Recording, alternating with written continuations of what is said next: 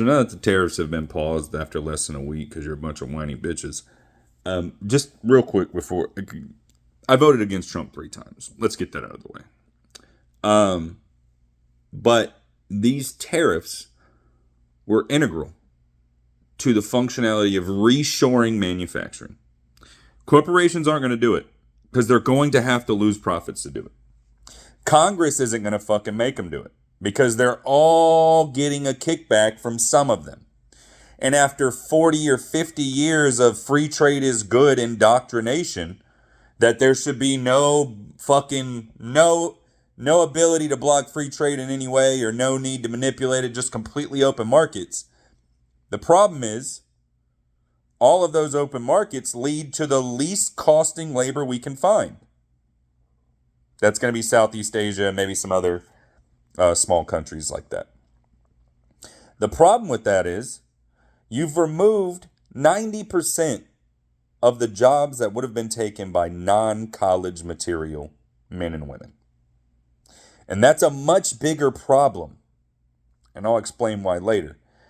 But if the US has 27% of the global GDP, China has about 17, Russia has like 1.69 in 11th place, and the entirety of the EU has like 14.7. Obviously, the US is the largest fucking economy, besides for China, by more than double everyone else. Right? So there is no one in the world, including the entirety of the EU, and certainly not fucking Canada and Mexico, with like 0.5% of global GDP, who sell like 70% of the shit they make to the US, that is going to be able to fuck with the US in a trade war. First of all, we get 11% of our GDP from exports. You know what that means? That means if we gave zero fucking exports tomorrow, if we just shut it down, the US sells fucking nothing to other countries. Zero exports. We'd still have 89% of our motherfucking economy. Now, what is 11% of our economy out of the 27% of the global market? 3%. If the US stopped selling shit to the entire rest of the world, we'd still have the largest fucking economy in the world. We'd still have 24% of the global market. This is why up until the 1920s, the US was run on tariffs. It wasn't until after the 20s that income tax was formed. Because the US is a huge consumer nation. And the best way for a large consumer nation to drive revenue is to tax people to sell shit here, i.e. tariffs. When you go to the fucking ballpark and you go watch a game, football, basketball, fucking baseball, whatever, those fucking stands in that ballpark that sell you hot dogs and shit, they pay rent to sell there. Why? Because they are paying the establishment that runs that giant fucking facility and keeps it operational for the benefit of selling goods in their fucking establishment. Tariffs are just rent on foreign fucking producers to sell your goods here. Does it make goods more expensive? Absolutely. But there's always been things you can't afford. Stop dumping $150 on a fucking Shein bus and then throwing all the clothes away in a fucking week after you shit yourself in the club one time. Stop being a consumerist cunt and take care of your shit. You don't need a new iPhone every fucking year. This is the conversation that someone needs to sit down with Americans and say, hey, what you're doing is stupid and you need to change your behaviors. This isn't a political issue. This isn't an economic issue. This is about Americans and the way that they fucking live life in the world. Read an article the other day. This fucking Gen Z, on average, has about $100,000 in debt exclusively from buying concert tickets. You're making bad decisions. Your life is only going to get harder. Things do not get easier from here. You have to do the work. That's why I'm fucking 41 years old, living in a one bedroom. Because I fucked off for years. I was a traveling bartender, and the money was great, and I had a great time, but I built no foundation. And so I'm having to start over.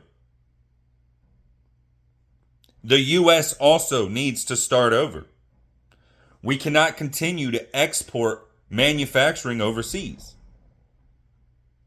These jobs, number one, okay, you're bleeding money from the U.S. When we buy things, that money that we're using to buy those things is then going overseas, where that money is used by a factory worker there when they get paid to buy manicures and fucking groceries and pay their rent, thereby raising the level of economic success in their area. Because by way of our money that we're giving them to buy their shit, their community and their economy has risen. And we don't get the discounts on the labor cheapness, which is why CEOs of corporations are the richest they've ever been in the history of the world. Because globalization only benefits giant corporations. It is a way to move money around in a shell game to prevent them from being taxed efficiently, from manufacturing with the labor at the labor costs in the area where they sell those goods. There is 1,000 reasons why offshoring is not a good idea for the economy. But the bigger issue is a socioeconomic issue. And that is the middle class has been devastated. Devastated. Bled dry, nearly, by the removal of manufacturing in this country. Something like 11% of young men and men of able-bodied working age between 25 and 54 have quit looking for work altogether. There are some people in the world that do not have the means to go to college or to hold a desk job. ADHD, autism, fucking bipolar disorder, borderline disorder, whatever the fuck it is that is broken in here that makes them not fit in corporate America. Those people need jobs. And historically, if you did not employ young men and get them married, it did not end well. Indigenous people in Australia and the US used to send young men away from the rest of the tribe. They weren't allowed to be in the tribe until they got past a certain age after they hit puberty. Because the reality is they'd fuck all their wives and cause chaos and be violent and murder people and steal things. If you do not focus young people on something that they can have a purpose for their life, they will be reprobates because it's fun. I was a traveling bartender. You know how fun it is to get drunk every night and party every night and fuck whoever you want every night? So much fun that I had to look in the mirror one day and go, God damn, you have to stop. I realized I was 39 years old. And at some point, if I didn't stop the way I was living, I was going to be some 55 or 60-year-old man on some fucking yacht with some 23-year-old, which gets real fucking weird. We pretend like it's not. Like sugar babies, sugar daddies are normal. It's not fucking normal. It's weird. And what it is a byproduct of hypergamy. And the fact that right now, because there are no fucking reasonable jobs for undereducated and not super smart young men and women to take, like building something and screwing screws in and clipping things together, right? Manual dexterity, fucking hand, manual shit takes up time, lets you earn a living, makes you tired when you don't get home, so you don't go out and blow all your fucking money and do bullshit. There is 1,000 reasons why manufacturing jobs are beneficial to Americans, especially young, undereducated Americans, which there are an awful fucking lot of if you're not looking around. And if you do not give them something to do, they will become a problem. We all saw the fucking videos of kids stealing cop cars and going on joyrides during COVID. Here in Florida, they stole a fucking SWAT van. You have to focus young energy towards something productive, or they will continue to run rampant through society.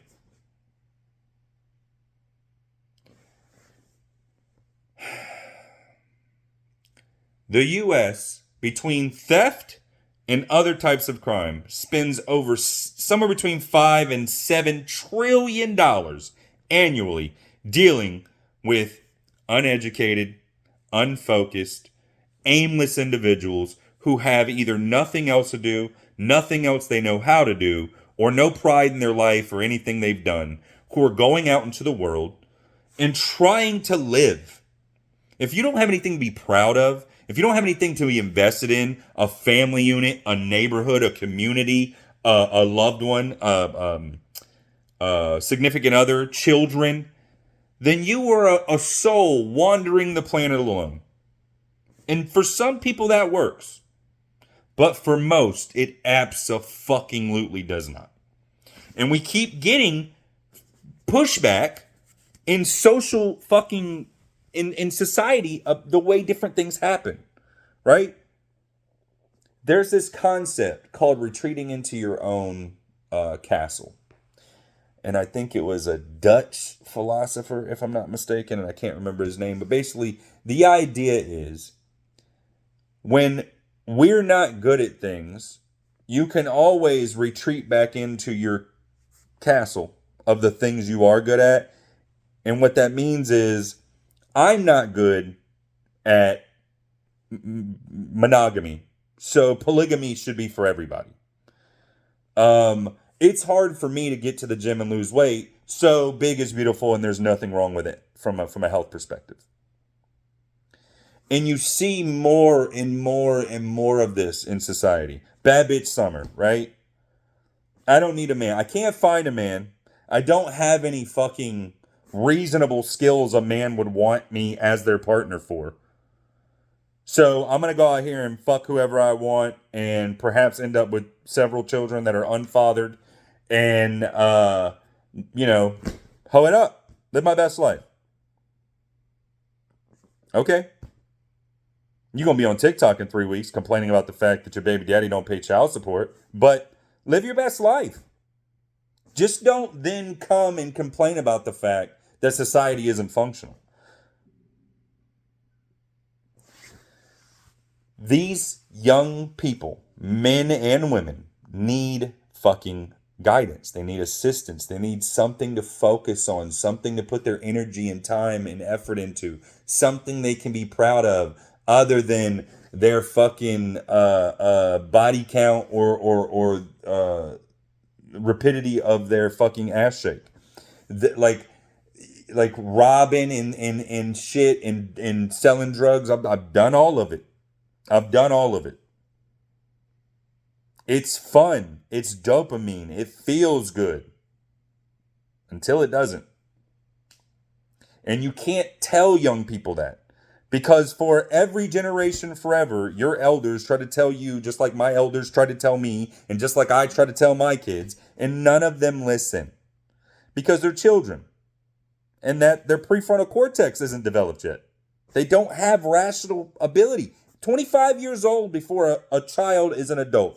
25. Biologically. I don't give a fuck what 18 is. You're not an adult human being until you're 25.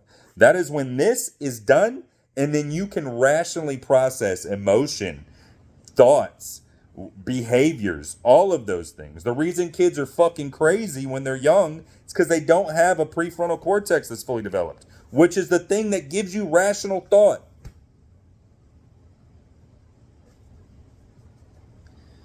So, you're going to have to give these young people something to do. All right? Because if you don't, it's going to continue to be a problem. Again, if you go through history and you look up, just Google, what happens when there's a large number of unmarried and unemployed men in a society? Now, at the moment, and in the manosphere, people talk about this all the time, weed and video games are keeping the chaos at bay. All right? That is it. There is a army of unemployed, uneducated, unconnected men that are disenfranchised, that are high all day, every day, that live at home 25, 30, 40 fucking years old, not doing anything, working bullshit part-time jobs to help out maybe sometimes, but with no aspiration, nothing that they're driving for. And why? Because you put in 600 apps, right? You get 3 callbacks, but guess what? They were looking at 1,500 applications for that job. Why? Because all of these fucking companies are getting kickbacks for the government for hiring ever since COVID. So they're constantly hiring and never hiring. Now, with the little bit of a scare that the tariffs caused, everyone's going to say, oh, well, that's why nobody's hiring. Everybody's worried about... No, it's not. Nobody's hiring because Americans, especially Americans who own businesses, over the size of a normal standard mom and pop family business, are greedy fucks. And so rather than hire the number of employees you need to run the business, you'll run it with 2 who are doing 4 different jobs. Because why the fuck should you have 3 employees that make $50,000 a year when you could make $250? Just run everybody ragged and pretend it's their fault. This consumerist cunt society that is America at the moment cannot last. It can't.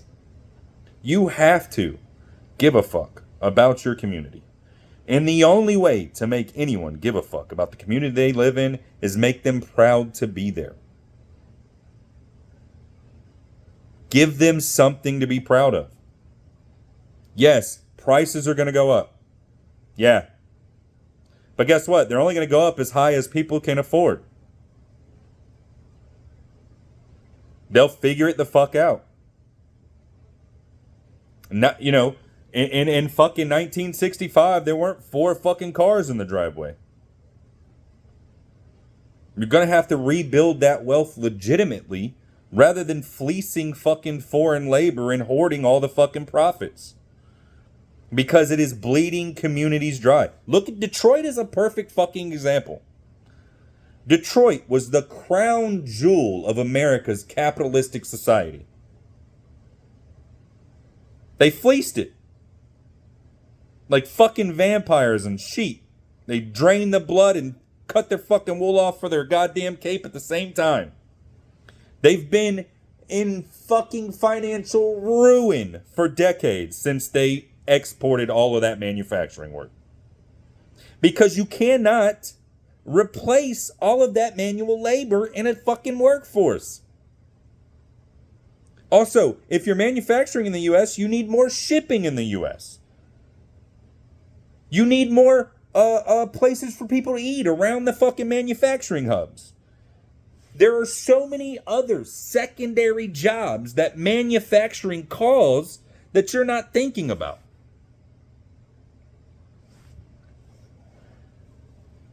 So, it's necessary for society because young people need something to do. And something they can work on in their community and be proud of. So that they take care of it. So that they're not intrigued by bullshit because they have a value set that is based on fucking who they are, how they were raised, where they're from, and what they do. 2, getting them out of the fucking streets causing crime and theft will save the U.S. probably $3 trillion a year. Because most of it is young people with nothing to do. You saw the fucking riots and the goddamn looting and pillaging in fucking California. It was mostly people between the ages of 8 and like 25. Not a lot of 40-year-olds out there looting, surprisingly. It will reduce the losses to the economy because of theft and crime. All right. It will not only add those jobs of the manufacturing, but add an ecosystem to support those factories and manufacturing.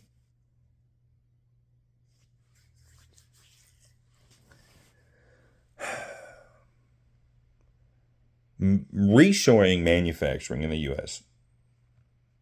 has been one of the most important fucking arguments for 20 or 30 years. Congress is not going to do it because lobbying allows them to go to dinner with some fucking lawyer from Baskin Robbins who tells them, hey, listen, there may be a position for you at Baskin Robbins when you get done with your career in politics. Probably have like a $500,000, $750,000 a year rate. We might want you to shake some hands or give some talks. But by and large, that's all we really need.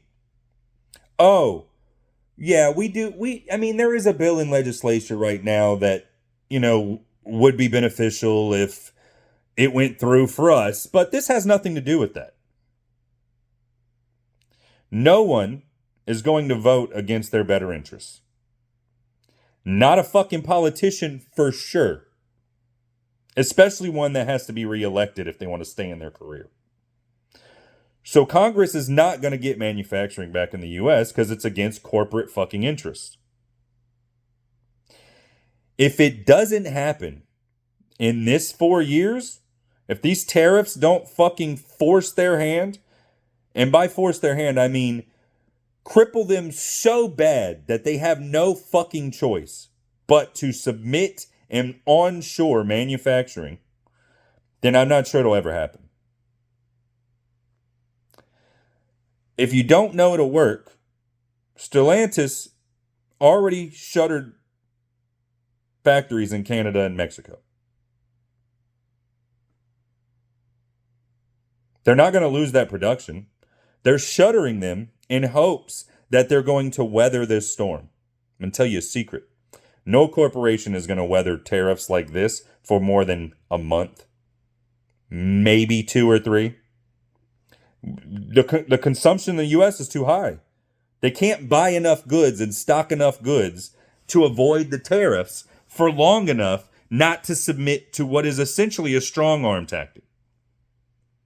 You don't get to manufacture everything by fucking 5-year-olds in Southeast Asia and then sell it in the U.S. for $1,000 a pop and pocket 3,000% fucking profits.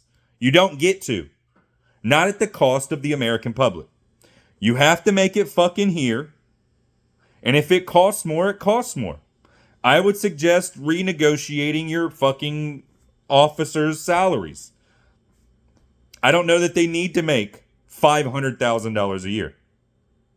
Or a month. Or whatever the fuck it is they make.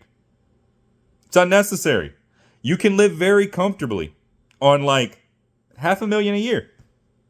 Aggressively comfortably. So you're going to have to take the loss. Because it's imperative to the functioning and continuation of the stabilized American society. Socioeconomically, it just... Have you not sensed the change in the fact that there's no community anymore in this country? The last time we were united was on 9/12 of 2001. It has been nothing but downhill since then.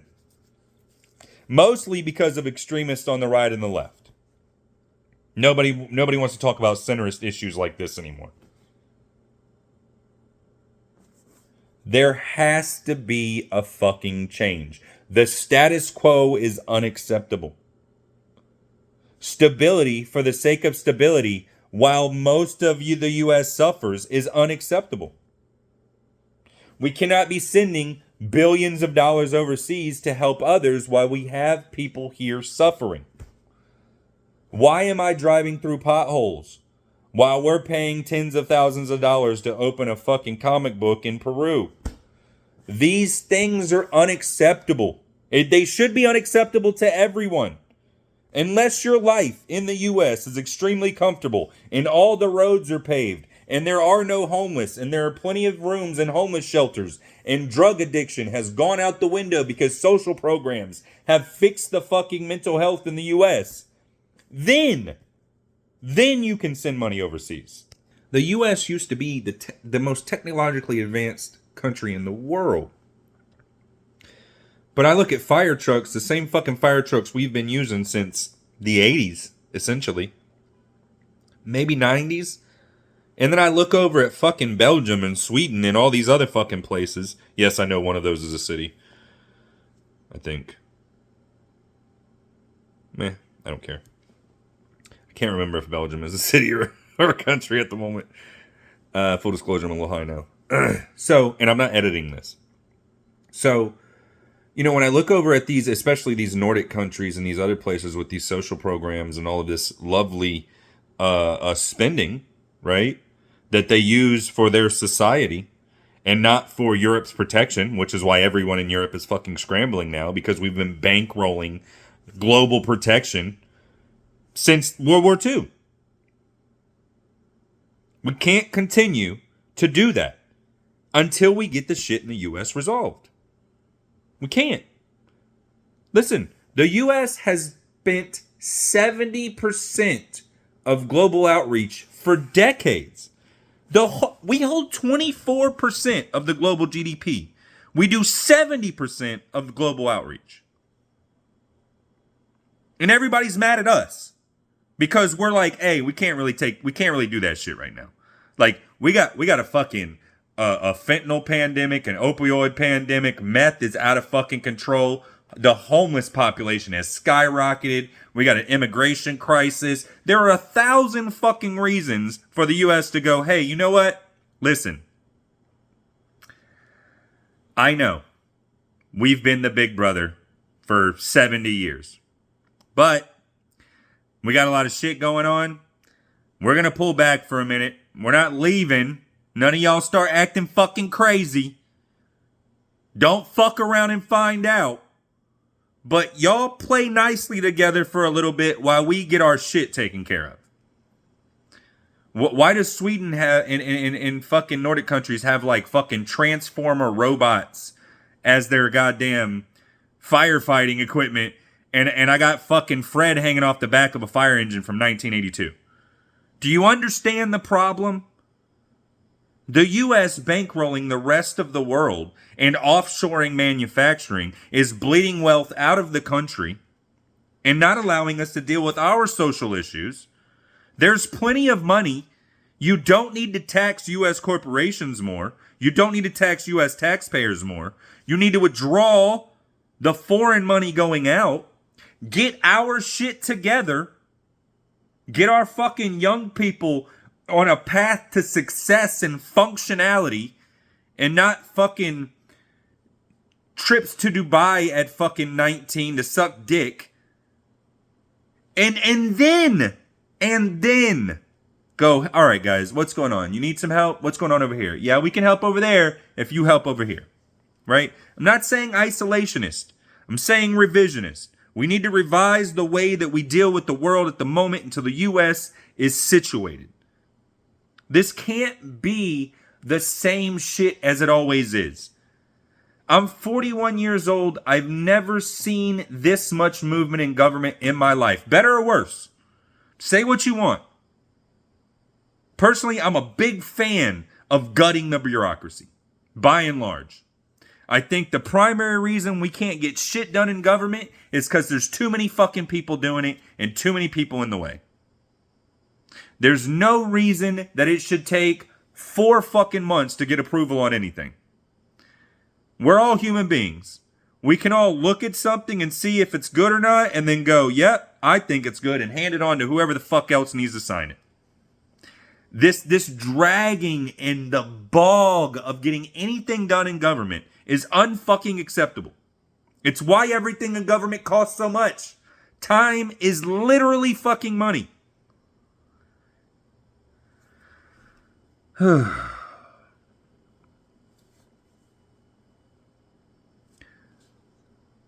There is so many reasons that reshoring manufacturing in the U.S. is necessary for the continuance and better functioning of society in the U.S. For all the reasons I've explained. And for everyone who is mad about that, if you live in the U.S., shut the fuck up. What are you doing?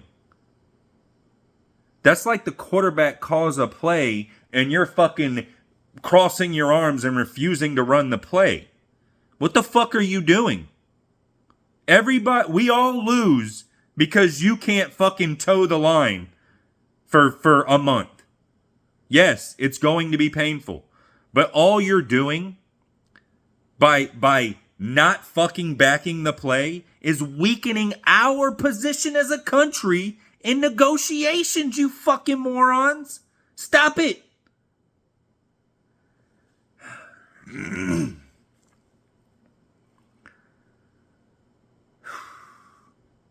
I understand